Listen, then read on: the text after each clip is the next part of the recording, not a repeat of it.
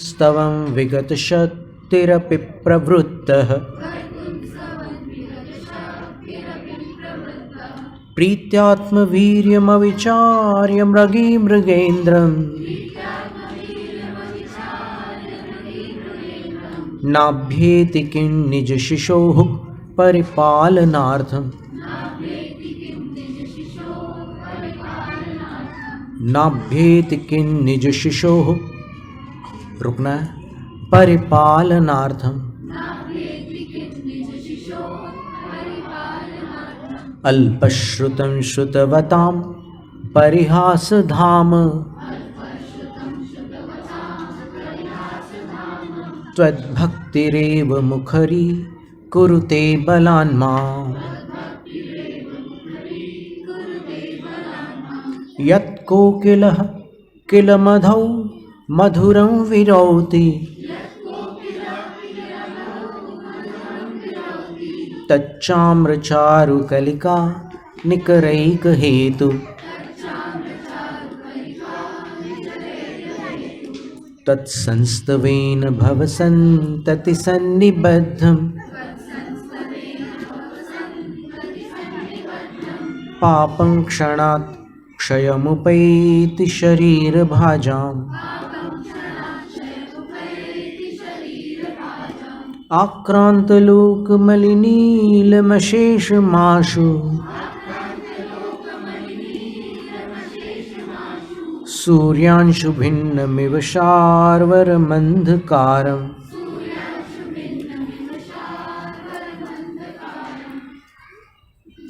मत्वेति नाथ तव संस्तवनं मयेद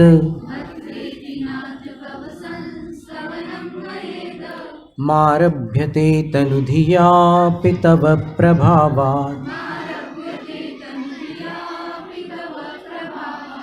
चेतो हरिष्यति सतां नलिनीदलेषु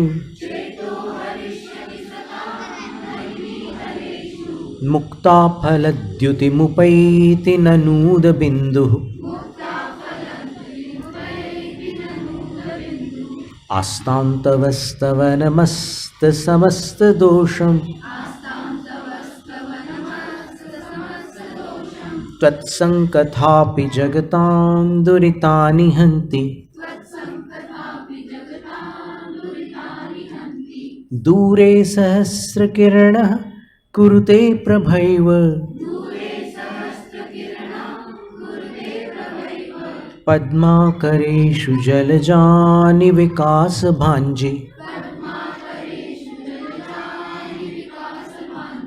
नात्यद्भुतं भुवनभूषणभूतनाथ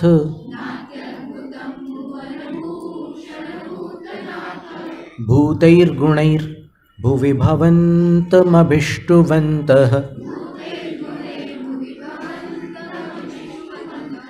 तुल्या भवन्ति भवतो ननु तेन किं वा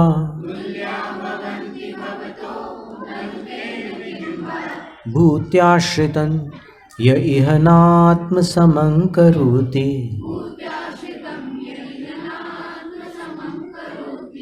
दृष्ट्वा भवन्तमनिमेषु विलोकनीयम् नान्यत्र तोषमुपयाति जनस्य चक्षुः पीत्वा पयः शशिकरद्युतिदुग्धसिन्धोः क्षारं जलं जलनिधे रसितुं क इच्छे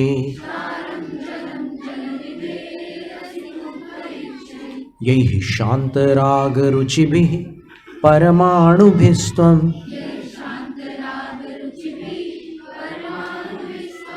निर्मापितस्त्रिभुवनैकललामभूत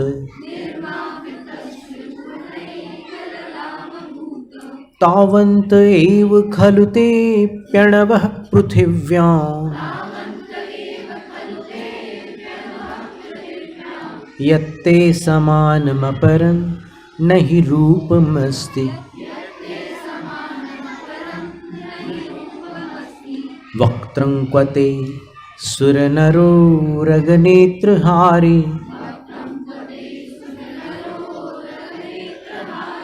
निःशेष निर्जित जगत् त्रितयोपमानम्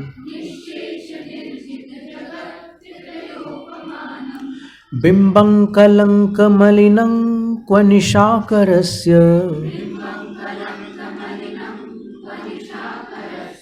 यद्वासरे भवति पाण्डुपलाशकल्पम्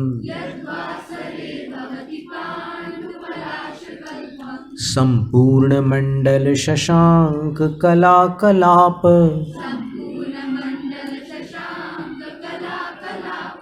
शुभ्रागुणास्त्रिभुवनं तव लङ्घयन्ति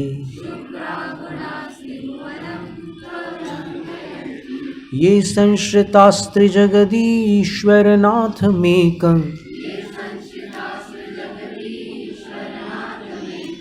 कस्तान् निवारयति सञ्चरतो यथेष्टम् चित्रं किमत्र यदि ते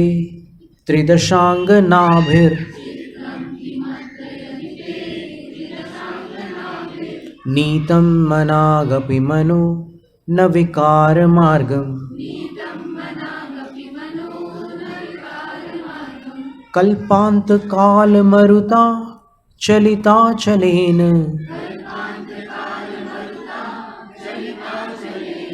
किं मन्दराद्रिशिखरं चलितं कदाचित् निर्धूमवर्तिरपवर्जिततैलपूरः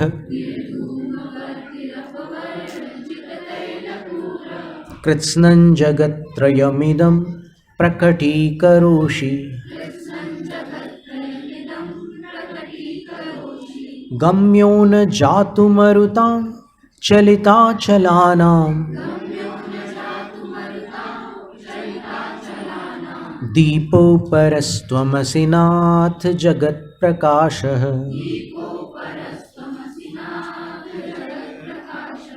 नास्तं कदाचिदुपयासि न राहुगम्यः स्पष्टीकरोषि सहसा युगपज्जगन्ति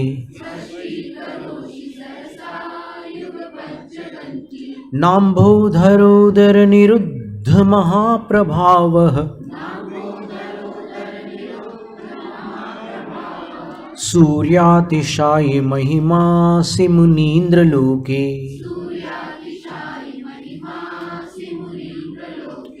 नित्योदयं दलितमोहमहान्धकारम् गम्यं न राहुवदनस्य न वारिदानाम् विभ्राजते तव मुखाब्जमनल्पकान्ति विद्योतयज्जगदपूर्वशशाङ्कबिम्बम् किं शर्वरीषु शशिनान्निविवस्वता वा युष्मन्मुखेन्दुदलितेषु तमः सुनाथ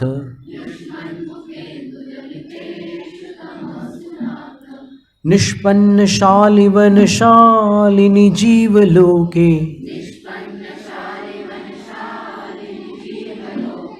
कार्यं कियज्जलधरैर्जलभारनम्रैः ज्ञानं यथा त्वयि विभाति कृतावकाशम्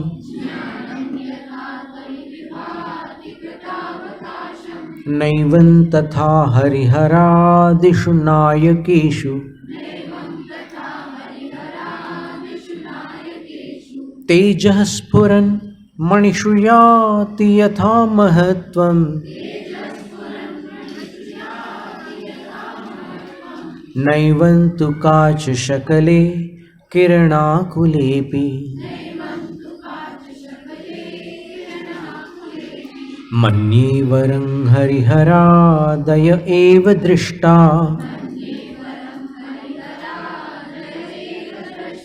दृष्टेषु येषु हृदयं त्वयि तोषमेति किं वीक्षितेन भवता भुवि येन नान्यः कश्चिन्मनो हरति नाथ भवान्तरेऽपि स्त्रीणां शतानि शतशो जनयन्ति पुत्रान्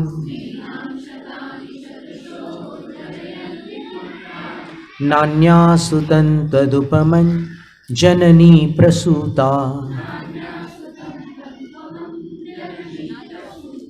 सर्वादिशो दधति भानि सहस्ररश्मिं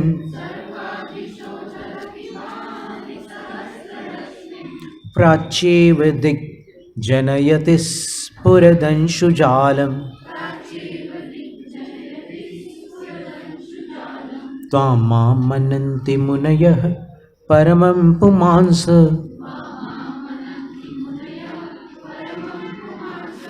मादित्यवर्णममलं तमसः परस्तात् त्वामेव सम्यगुपलभ्य जयन्ति मृत्युम् नान्यः शिवः शिवपदस्य मुनीन्द्रपन्थाः त्वामव्ययं विभुमचिन्त्यमसङ्ख्यमाद्यं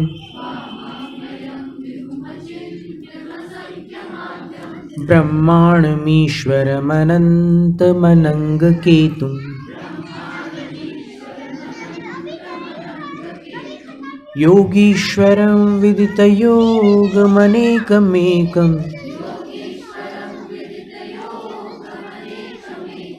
ज्ञानस्वरूपममलं प्रवदन्ति सन्तः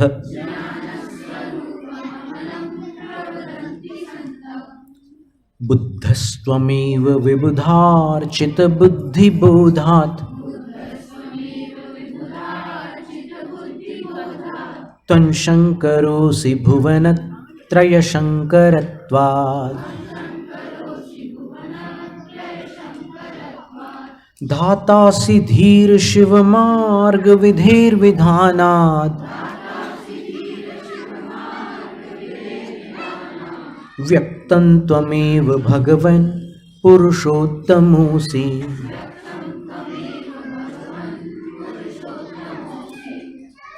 अब 26वां काव्य है।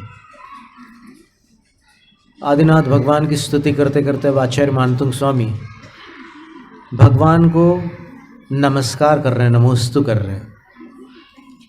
तुभ्यं नमस्त्रिभुवनार्ति हराय नाथ, तुभ्यं नमः। तुभ्यम मां नहीं बोलना, तुभ्यं नमः। नमः में अनुस्वार को मिलाना है। तुभ्यं नमः क्षितितलामलभूषणाय, तुभ्यं नमस्त्रिजगतः परमेश्वराय, तुभ्यं नमो जिनभवोदधिशोषणाय। यहाँ भी दो संबोधन है, पहली पंक्ति में नाथ, अंतिम पंक्ति में जिन। तुभ्यं नमस्त्रिभुवनार्ति हराय नाथ,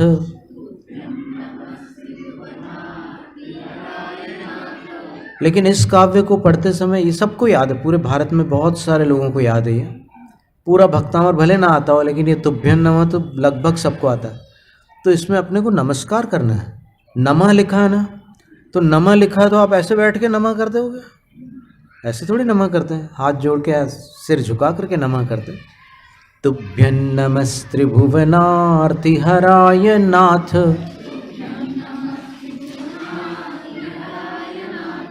तुभ्यं नमः क्षितितलामलभूषणाय,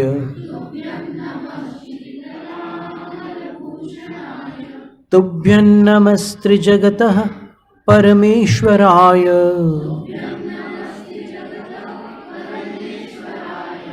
तुभ्यं नमो जिनभवो दधिशोषणाय। अब इसको धीमे से पढ़ते हैं। तुभ्यं नमस्त्रिभुवनार्तिहराय नाथ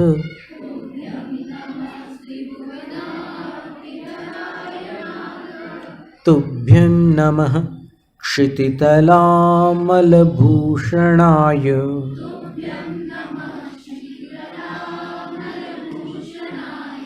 तुभ्यं नमस्त्रिजगतः परमेश्वराय।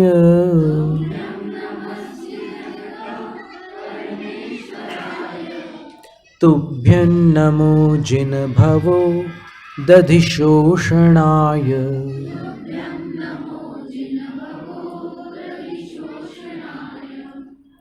हे नाथ, देखिए नाथ पहले भी आ चुका है शब्द, 4 बार आया था। 8वें काव्य में था, 16वें काव्य में था, 19वें काव्य में था, 21वें काव्य में था, अब यहाँ 26वें काव्य में फिर से आ गया। तो हे नाथ, त्रिभुवन आरती, त्रिभुवन का अर्थ होता है 3 जगत, तीनों लोक, तीनों जगत की, तीनों लोक की आरती, आरती का अर्थ है पीड़ा, संधि हो जाने से आरती हो गया।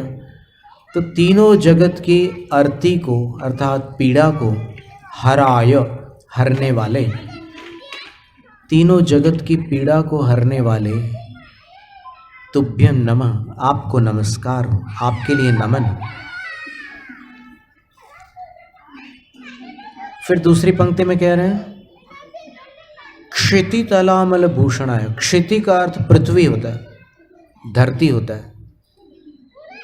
तो इस पृथ्वी तल के अमल भूषण, यहां पर अमल का अर्थ होता है जो रत्न होते हैं ना, भूषण होते हैं, सोना चांदी और फिर अलग अलग प्रकार के रत्नों के आभूषण बनते हैं। तो शुद्ध भूषण, आभूषण कभी कभी उसमें बट्टा भी मिक्स होता है, कभी एकदम प्योर होते हैं। तो ये वाले जो हैं आदिनाथ भगवान क्षिति तल के अमल भूषण है, शुद्ध आभूषण है। तो क्षिति तल, पृथ्वी तल के निर्मल शुद्ध भूषण स्वरूप तुभ्यं नमः, आपको नमस्कार।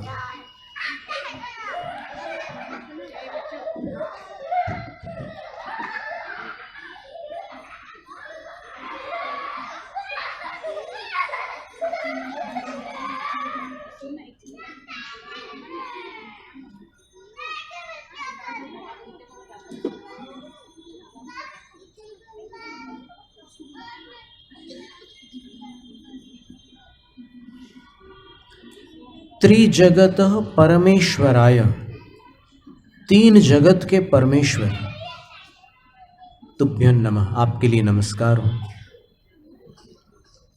3 जगत के परमेश्वर स्वरूप आपके लिए नमस्कार हो।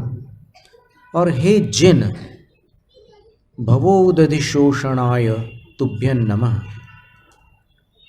अब किसी भी जलवाची शब्द के पश्चात अपन अगर धी जोड़ दें या निधि जोड़ दें या राशि जोड़ दें तो क्या अर्थ होता है?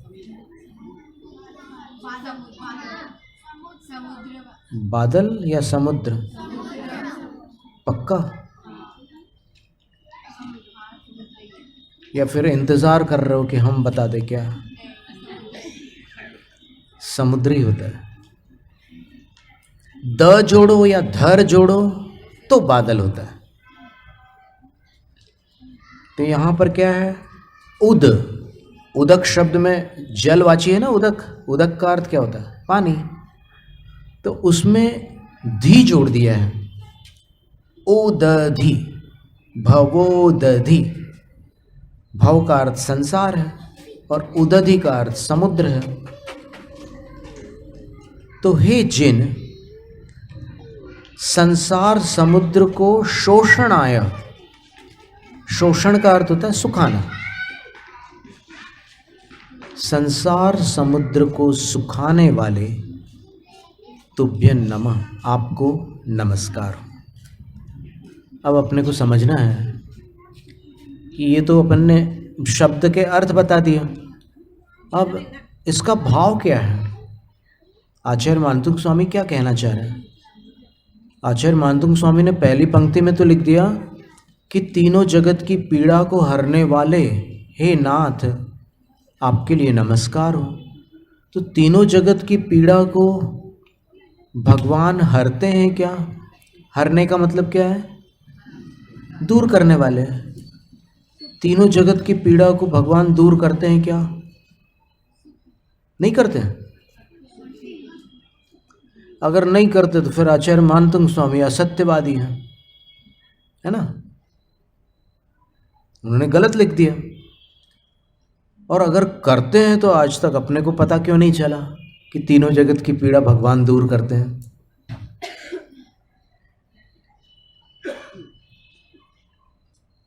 अपन अगर भगवान का स्वरूप देखें तो भगवान के स्वरूप में क्या कुछ ऐसा है जिससे कि वो तीनों जगत की पीड़ा को दूर कर सकें? भगवान के अंदर अगर वैसी शक्ति होगी तब तो ये बात सच हो गई। तो अपन देखें कि भगवान के अंदर कौन सी शक्तियां हैं।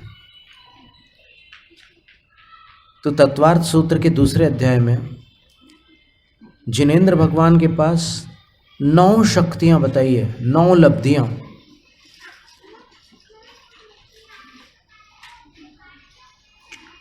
उनमें से एक है ज्ञान, दूसरा है दर्शन, तीसरा है सम्यक्त्व, चौथा है चारित्र,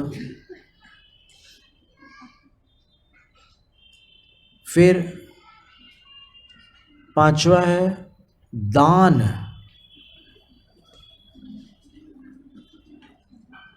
छठा है लाभ, सातवां है भोग, आठवां है उपभोग और 9वीं शक्ति है वीर्य।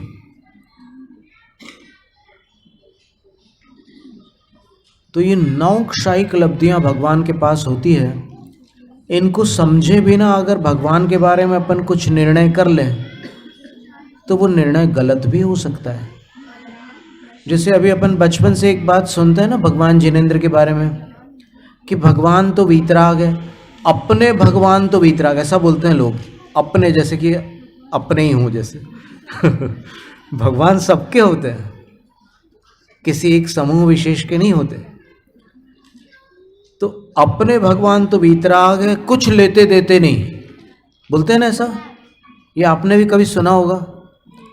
तो ये बात सच है कि असत्य है? भगवान वीतराग है ये तो सच है ना, या ये भी झूठ है? ये तो पक्का एकदम सच है। लेकिन उसके बाद जो पंक्ति है कि कुछ लेते देते नहीं, ये इसके बारे में बता सकता कोई? भगवान कुछ लेते हैं कि नहीं, कुछ देते हैं कि नहीं? देखो छोटे लोगों को भी समझ में आ रहा है कि भगवान देते हैं, लेते नहीं हैं। लेकिन प्रश्न ये है कि जब भगवान वीतराग है तो वो क्यों देंगे किसी को कुछ? और उनको क्या लेना देना किसी से? तो एक ऐसी धारणा बनी हुई है सब लोगों के मन में कि भगवान तो वीतराग है, वो कुछ भी लेते देते नहीं है। तो ये बात आधी सच है। भगवान दाता है, ये उनकी 9 शक्तियों में स्पष्ट है। अभी जो अपन 9 शक्तियां देखी, कुछ लोगों ने लिख भी ली है ना, उसमें क्या है, एक दान शक्ति है कि नहीं है? तो जिनके पास दान शक्ति है वो अदाता हो सकते हैं। जिनके पास देने की शक्ति है, आप ये कह सकते हो उनके बारे में कि वो कुछ देते नहीं हैं। अगर कहते हो तो फिर वो कहना सच होगा कि गलत होगा? गलत हो जाएगा ना।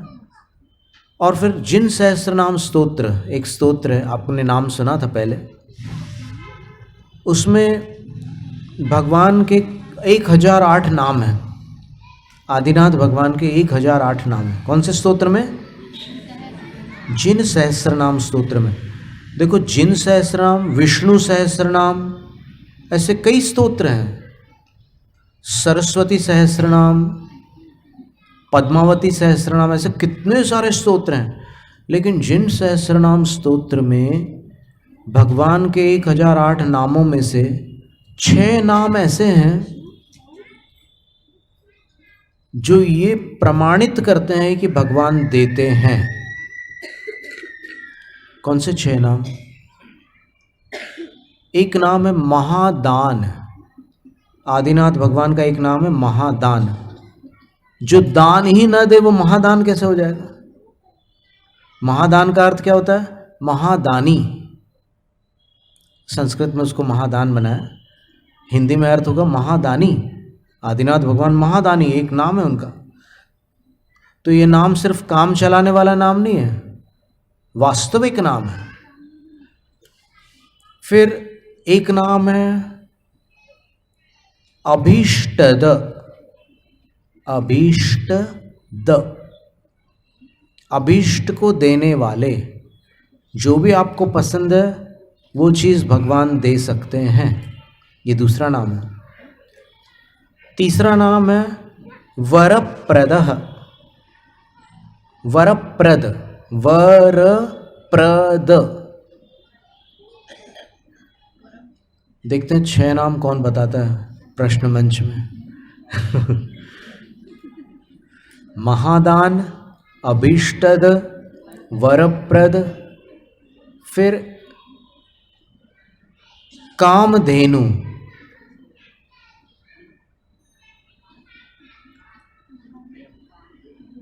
कल्प वृक्ष और चिंतामणि।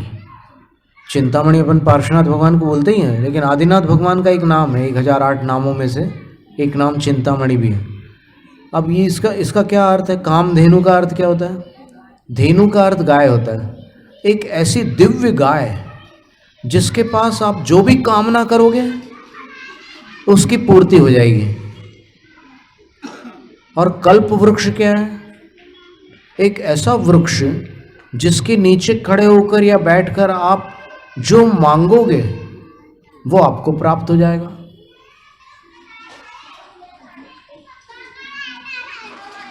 एक कहानी आती है ना कल्प वृक्ष की, कि एक बार धोखे से कोई आदमी कल्प वृक्ष के नीचे जाकर सो गया और नींद खुलने के बाद उसको भूख प्यास लग रही थी।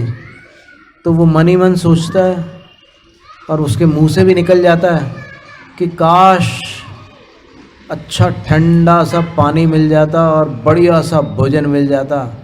तो तुरंत वहाँ से कोई भोजन और पानी लेकर के आ जाता है। फिर उसको लगता है कि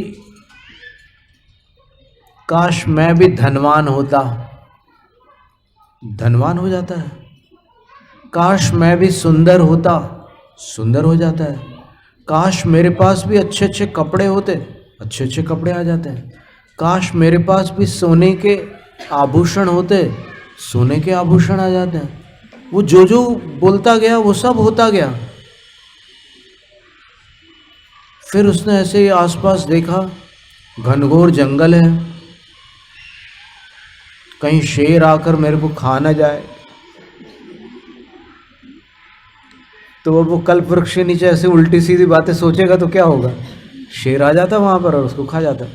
ऐसी एक किस्सा है, कहानी है, कोई रियल घटना नहीं है, लेकिन एक समझने वाली घटना है कि ये कल्प वृक्ष उसको कहते हैं। तो आदिनाथ भगवान कल्प वृक्ष भी है, जो मांगो वो मिल जाए। और चिंतामणि हो गए, कल्प वृक्ष हो गए, कामधेनु हो गए। चिंतामणि किसका, इस चिंतामणि का मतलब क्या है? एक ऐसी मणि, एक ऐसा दिव्य रत्न कि जिसको सामने रखो और आप जो भी आपको जो भी चिंता होगी, जो भी आपको लगेगा कि अरे मेरे पास मेरी लाइफ में ये प्रॉब्लम चल रही है, वो ठीक हो जाती तो कितना अच्छा रहता, तो वो प्रॉब्लम तुरंत ठीक हो जाएगी। तो आदिनाथ भगवान की ये 6 नाम हैं, और ये 6 नाम इस बात को सूचित करते हैं कि भगवान अदाता नहीं है। इसलिए ऐसा मत कहो कि भगवान वीतराग है, कुछ लेते देते नहीं है। कुछ लेते नहीं है इतना बोल सकते हो, देते नहीं है ये क्यों अपने मन से बोल रहे हो? शास्त्रों में थोड़ी लिखा है ऐसा कि भगवान कुछ देते नहीं है। देने का ढंग अलग है। जैसे आदमी, मनुष्य लोग आपस में कुछ देते हैं, दान देते हैं, कभी घोषणा होती है, गले में माला पहनाते हैं, फिर वो इनकी प्रक्रिया अलग है, और भगवान के देने की प्रक्रिया अलग है। आप सच्चे मन से कहीं भक्ति करके आ जाओ, और आपको जो भी चाहिए हो, जैसे मान लो कोई ये चाहता है कि मेरा पुत्र स्वस्थ हो जाए, और भगवान से अच्छे से प्रार्थना कर ले, सच्चे हृदय से प्रार्थना कर ले, तो फिर ऐसे सैकड़ों लोग हैं जिनका अनुभव है कि सच्चे दिल से प्रार्थना करने के बाद वो ठीक होना शुरू हो जाता है। जैसे ही यहाँ प्रार्थना होती है वहाँ उसका सुधरना चालू हो जाता है। तो ये प्रतिमा की बात नहीं चल रही यहाँ पर जो ओरिजिनल जिनेंद्र भगवान है उनकी बात चल रही है। तो उनके पास ऐसी क्षायिक लब्धियाँ हैं, उनके पास ऐसी दिव्य शक्तियाँ हैं कि भक्ति से काम हो जाता है। अब जो ट्यून होगा, देखो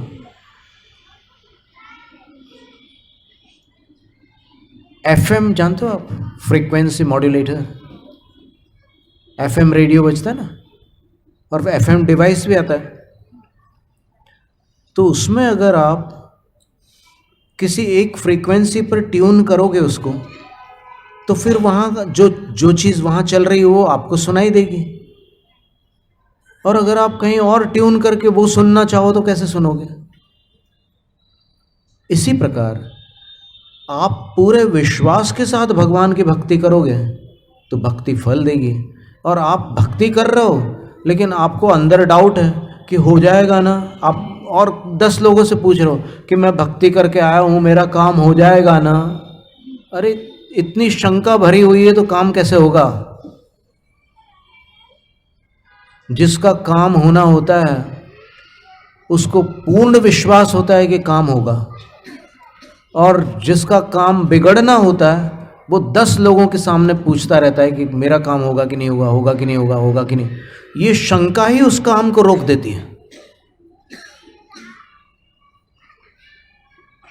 सफलता की पहली निशानी है विश्वास, और असफलता की पहली निशानी है शंका।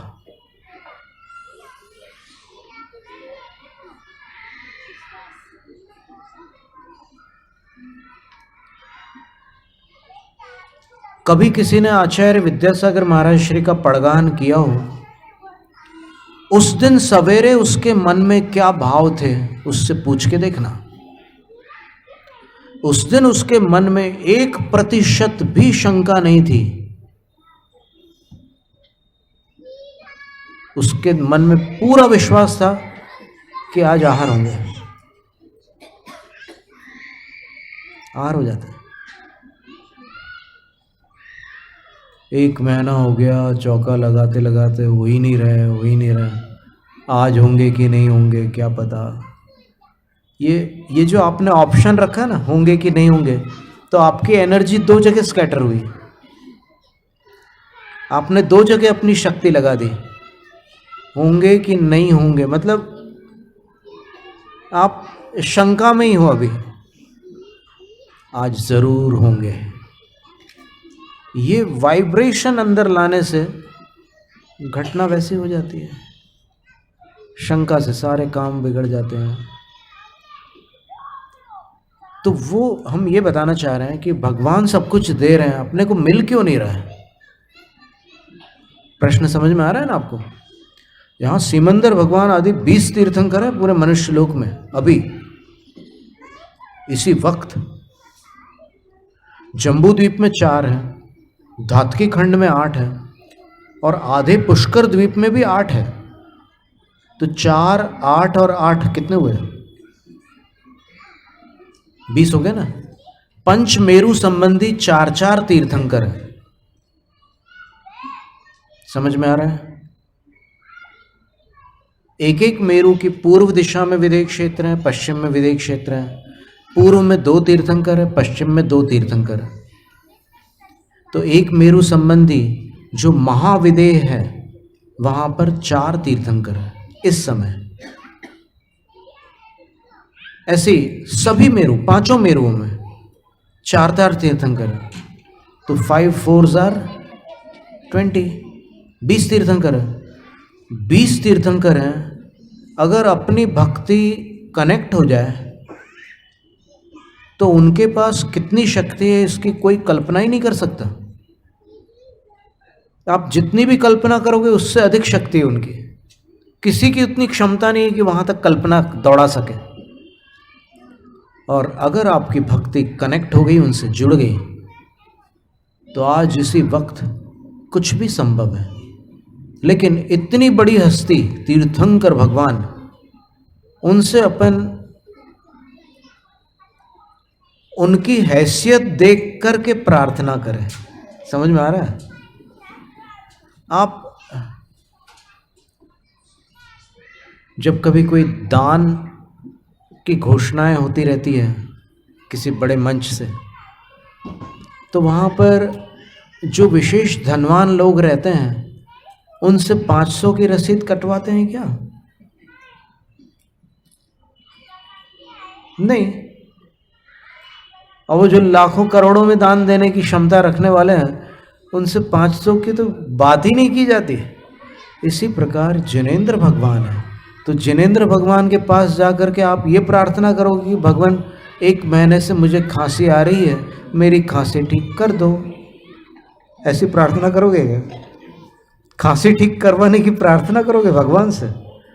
अरे जो चीज़ कहीं नहीं मिलती उसकी प्रार्थना की जाती है। हे भगवान, मुझे रत्नत्रय की प्राप्ति हो, बोधि समाधि विशुद्ध भावना, आत्मसिद्धि मुझको मिले और मैं पा जाऊं। माँ प्रभु है, मोक्ष महासुख। 5 चीज़ों की प्रार्थना, बोधि की प्रार्थना, समाधि की प्रार्थना, विशुद्ध भावना की प्रार्थना, आत्मसिद्धि की प्रार्थना और मोक्ष पद की प्रार्थना। कभी कभी भक्त के जीवन में ऐसे संकट आते हैं जब वो असहाय हो जाता है, उसको लगता है अब क्या करें क्या ना करें। तो ऐसी स्थिति में सम्यक दृष्टि जीव भी सकाम भक्ति कर लेते हैं। यानी भक्ति में कुछ उनकी परिस्थिति इतनी जटिल है कि वो ऐसी प्रार्थना कर लेते हैं कि हे भगवान मुझे इस संकट से निकालो। तो उसमें मिथ्यात्व का दोष नहीं आता। जैसे मान लो अपने गुरु अस्वस्थ हो जाएं, तो आप भगवान से उनके स्वास्थ्य की प्रार्थना करोगे तो क्या आप मिथ्या दृष्टि हो गए? बिल्कुल नहीं। और इसी प्रकार कभी कोई और स्थिति भी हो सकती है। जैसे उदाहरण के लिए सुलोचना सती, सुलोचना सती के जीवन में एक ऐसे संकट आ गया कि उनके जो पति थे जय कुमार, उनको चक्रवर्ती के पुत्र ने युद्ध के लिए ललकारा। तो वो युद्ध के लिए गए, लेकिन सुलोचना सती घबरा गई कि मेरे स्वामी अकेले हैं और उधर चक्रवर्ती का पुत्र अर्क कीर्ति है, उसकी विशाल सेनाएं हैं, तो मेरे स्वामी का क्या होगा। कुछ ऐसी घबराहट आई उनके मन में। तो फिर वो मंदिर गई और मंदिर जाकर भगवान से क्या बोलती है कि हे भगवान, जब तक मेरे स्वामी विजयी होकर सुरक्षित वापस नहीं लौट आते तब तक मेरा अन्न जल का त्याग और कायोत्सर्ग में खड़ी हो गई। महापुराण में ये कथा आती है, आदिनाथ पुराण जो है ना, उसमें ये कथा लिखी है कि वो कायोत्सर्ग में खड़ी हो जाती है। आदिनाथ पुराण के दूसरे खंड में, दूसरे भाग में ये कथा आती है। तो ये कौन सी भक्ति है? ये निष्काम भक्ति है कि सकाम भक्ति है? इस भक्ति में वो सती क्या मांग रही है भगवान से? पति की कुशलता मांग रही है ना। तो कौन सी भक्ति कहलाई? ये सांसारिक कामना है या फिर मोक्ष की कामना है? सांसारिक कामना है। तो कभी कभी सम्यक दृष्टियों को भी ऐसी परिस्थितियों का सामना करना पड़ता है जब वो सांसारिक कामना से भगवान की भक्ति कर लेते हैं। और मान लो कोई काम न बने तो वो भगवान को छोड़ नहीं देते, मिथ्या दृष्टि छोड़ देते हैं कि अब मैंने 6 महीने अभिषेक किए लेकिन मेरा मामला ठीक नहीं हुआ, तो अब मैं कभी नहीं करूँगा अभिषेक। तो मिथ्या दृष्टि की ये स्थिति हो जाती है। अब मैं कभी मंदिर भी नहीं आऊँगा। मुझे किसी ने कहा था कि मंदिर आओ तुम, तो फिर तुम्हारे सब काम अच्छे हो जाएंगे। मेरा तो कुछ अच्छा नहीं हुआ, मैं अब क्यों आऊँगा, अब नहीं आता मैं। तो ये स्थिति होती है। लेकिन जिसको अंदर श्रद्धा से जो जुड़ाव हो गया है वो छोड़ ही नहीं सकता। वो ये समझ जाता है कि देखो मैंने इतने कर्म बांधे थे उस जन्म में कि आज इतनी भक्ति करने के बाद भी मेरा इलाज नहीं हो सका। इसका मतलब मेरी बीमारी बड़ी है, भगवान गलत नहीं है। मेरा रोग इतना खतरनाक है कि इतने इलाज में वो ठीक नहीं हो रहा है, उसको थोड़ा ज़्यादा दवाई चाहिए। तो वो मिथ्या दृष्टि जो आना ही छोड़ रहा है, वो तो दवाई बंद कर रहा है, तो वो तो और ज़्यादा संकट में जा रहा है। तो ये दवाई को बढ़ा देता है सम्यक दृष्टि जीव। चलो मैं इतना जितना कर रहा हूँ उससे और अधिक करूँगा। और फिर भक्ति से, ध्यान से, स्वाध्याय से और अन्य अनेक क्रियाएं हैं, उनसे धीरे धीरे वो कर्म कटने लगते हैं और फिर रास्ता अच्छा हो जाता है।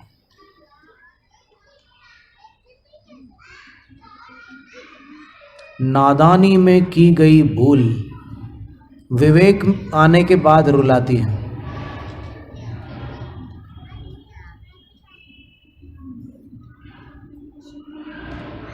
तो तीनों जगत की पीड़ा को हरने वाले हे आदिनाथ प्रभु, आपको नमस्कार।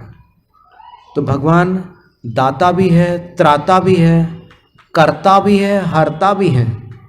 यहाँ पर तीनों जगत की पीड़ा को हरने वाले आचार्य मानतुंग स्वामी लिख रहे हैं। तो इसका मतलब भगवान हरता है, हरने वाले। और अपन रोज शांति धारा के अंत में एक श्लोक बोलते हैं,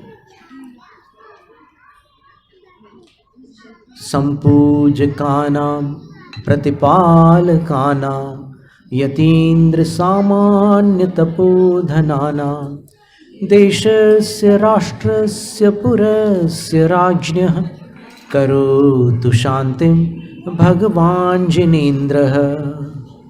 क्या बोलते हैं? हे भगवान जिनेन्द्र, आप शांति करो। किन के लिए, किनको किनको शांति प्रदान करो? तो बोलते हैं कि संपूजकानां, जो सम्यक पूजा कर रहे हैं उनको शांति दो। और किनको? प्रतिपालकानां, जो रक्षा करने वाले हैं उनको। और किनको? यतीन्द्र सामान्य तपोधनानां, यतीन्द्र यानी आचार्य और सामान्य तपस्वी